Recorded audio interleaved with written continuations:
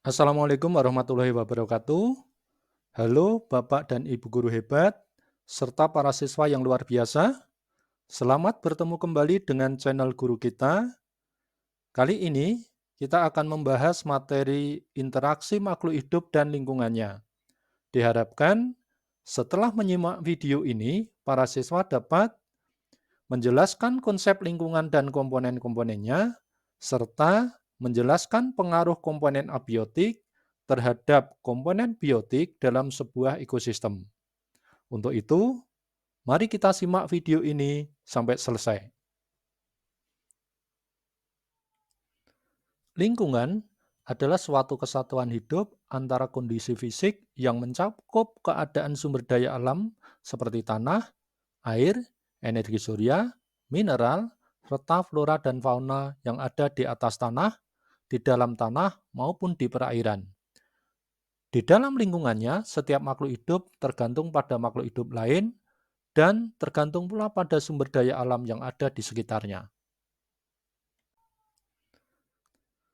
Interaksi makhluk hidup dan lingkungannya adalah hubungan timbal balik antara makhluk hidup dengan makhluk hidup lainnya atau dengan benda-benda tidak hidup di sekitarnya.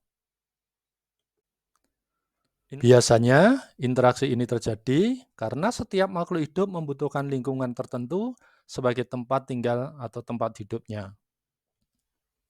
Kupu-kupu yang hinggap di atas bunga merupakan salah satu contoh interaksi antara makhluk hidup dan lingkungannya.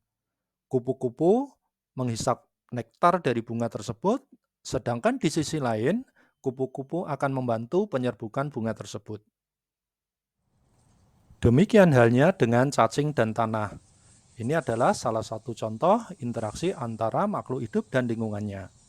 Cacing yang menggali tanah untuk mencari makanan, namun cacing juga membuat tanah menjadi lebih subur dan gembur bila ditanami tanaman.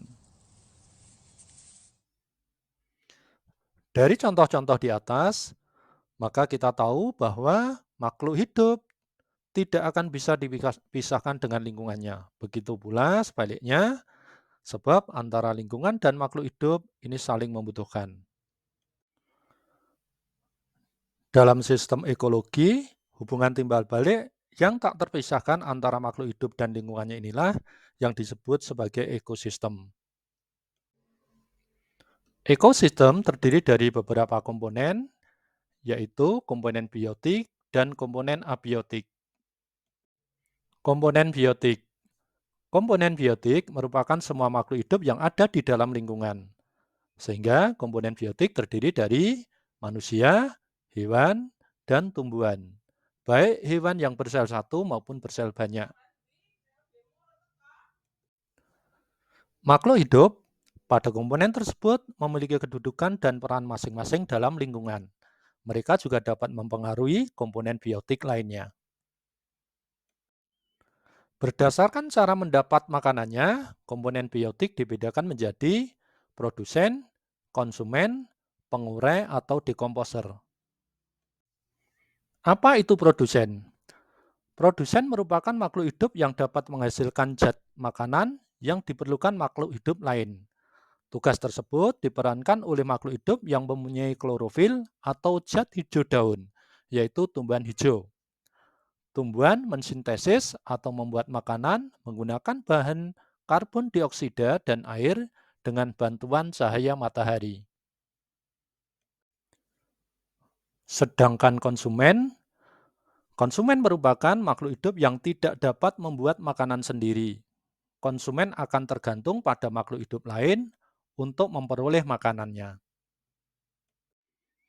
Terdapat 3 jenis konsumen berdasarkan dari sumber makanan yang dikonsumsi, yaitu karnivora, herbivora, dan omnivora. Karnivora yaitu makhluk hidup atau organisme yang sumber makanannya adalah daging dari organisme atau makhluk hidup lain. Contoh karnivora adalah singa, harimau, buaya, serigala, hiu, dan tumbuhan kantong semar. Sedangkan herbivora yaitu organisme atau makhluk hidup yang sumber makanannya adalah daun atau tumbuhan. Contoh herbivora misalnya sapi, kambing, kerbau, rusa, jerapah, panda, dan zebra.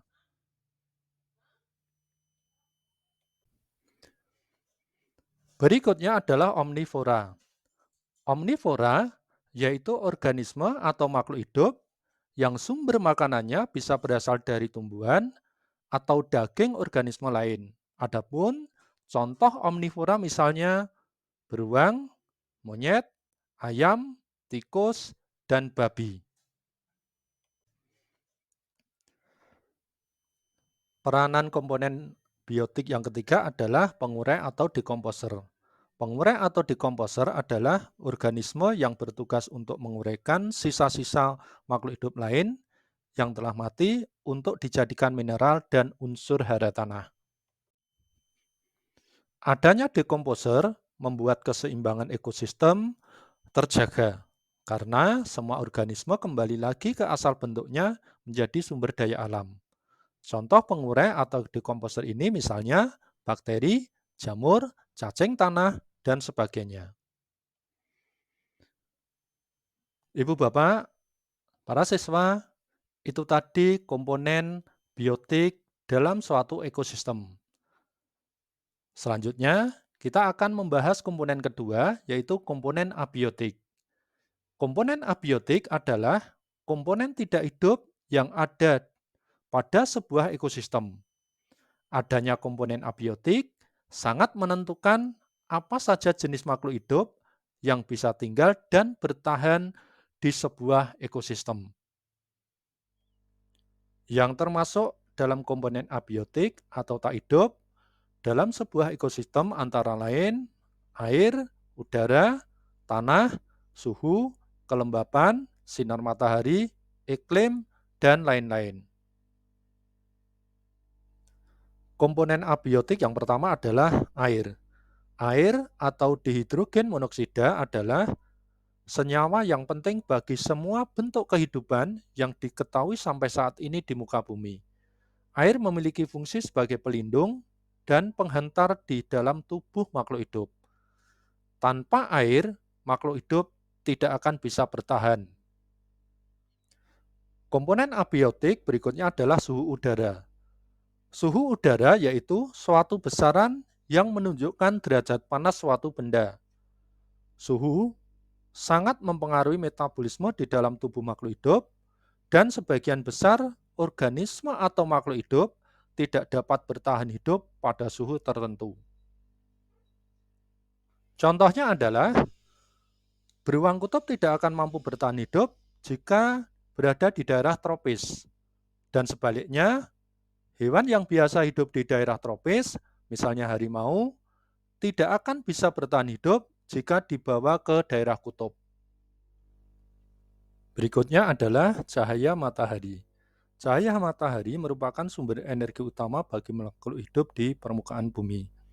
Tumbuh-tumbuhan membutuhkan cahaya matahari untuk berfotosintesis dan menghasilkan makanan. Komponen abiotik selanjutnya adalah batu dan tanah.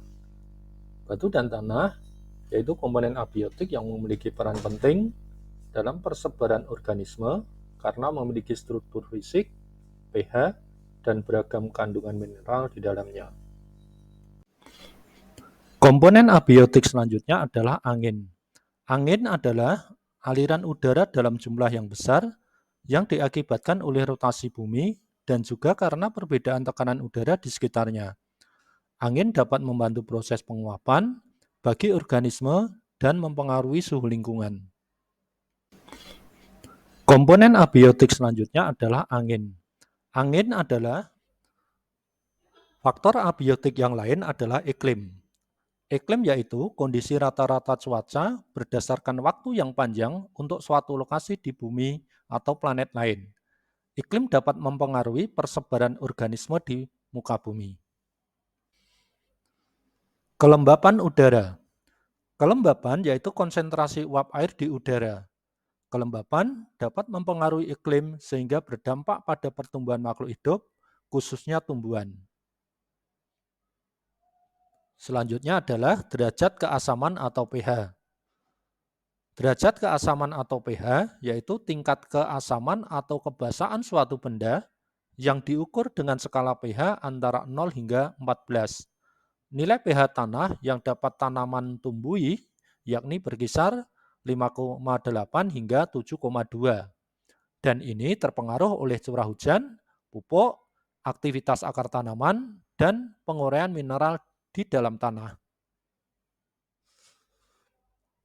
Komponen abiotik yang terakhir adalah garam mineral, yaitu unsur di dalam tanah dan lingkungannya yang dibutuhkan oleh makhluk hidup untuk melakukan pertumbuhan dan proses metabolisme di dalam tubuh. Bapak, Ibu, anak-anak semuanya, itu tadi komponen abiotik yang ada pada sebuah ekosistem. Baik, Bapak, Ibu, dan anak-anak semuanya, selanjutnya mari kita bahas pola interaksi makhluk hidup.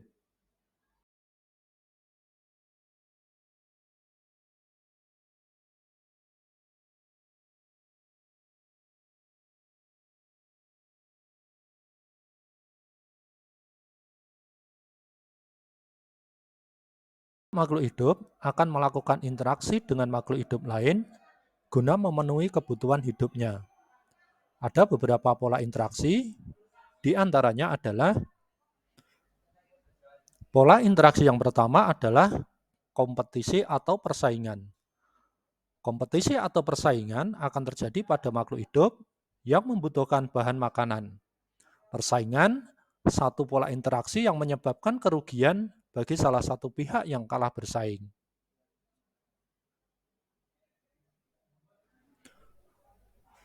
Berikutnya adalah predasi atau pemangsaan. Predasi merupakan pola interaksi makhluk hidup dengan memangsa makhluk hidup lain guna mendapat makanan. Contohnya adalah singa yang memakan kijang, zebra, rusa, dan sebagainya. Berikutnya adalah simbiosis. Simbiosis merupakan interaksi beberapa makhluk hidup yang hidup berdampingan yang tanpa melakukan persaingan dan pemangsaan. Simbiosis terjadi antara makhluk hidup berbeda jenis di satu lingkungan. Simbiosis antara dua makhluk hidup dibedakan menjadi simbiosis mutualisme, simbiosis komensalisme, dan simbiosis parasitisme. Simbiosis mutualisme. Simbiosis mutualisme adalah hubungan antara dua makhluk hidup yang saling menguntungkan, misalnya antara lebah dan bunga.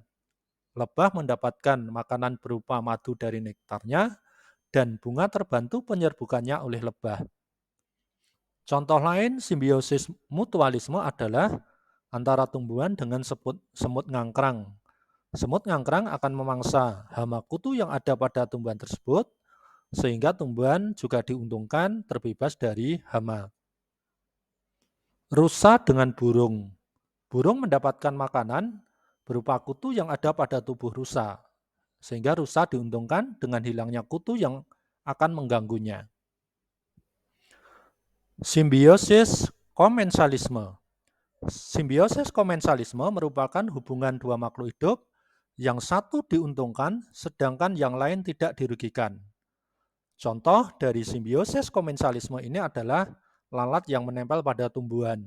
Dalam hal ini, lalat diuntungkan bisa berlindung di daun tumbuhan, sedangkan tumbuhan tidak dirugikan dengan adanya lalat.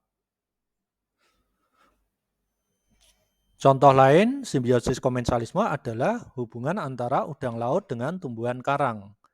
Udang laut yang menyerupai tumbuhan karang tidak akan terlihat oleh predator, sehingga udang mendapatkan keuntungan, tetapi tumbuhan karang juga tidak dirugikan. Contoh lain simbiosis komensalisme adalah, dan yang ketiga adalah simbiosis parasitisme. Simbiosis parasitisme merupakan hubungan antara dua makhluk hidup yang satu diuntungkan sedangkan pihak yang lain dirugikan. Contoh dari simbiosis parasitisme ini adalah virus dan tubuh orang yang sakit. Contoh lain dari simbiosis parasitisme adalah antara belalang dengan tumbuhan.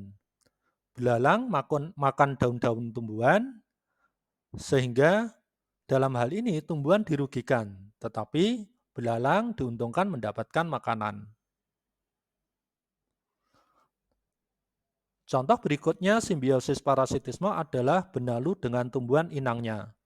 Karena benalu mengambil sari-sari makanan dari tumbuhan inangnya atau tumbuhan yang ditempelinya, sehingga di sini benalu diuntungkan. Tapi di sisi lain, tumbuhan inangnya akan menjadi tidak subur. Dalam hal ini berarti dirugikan. Maka antara benalu dan tumbuhan inangnya ini merupakan contoh simbiosis parasitisme.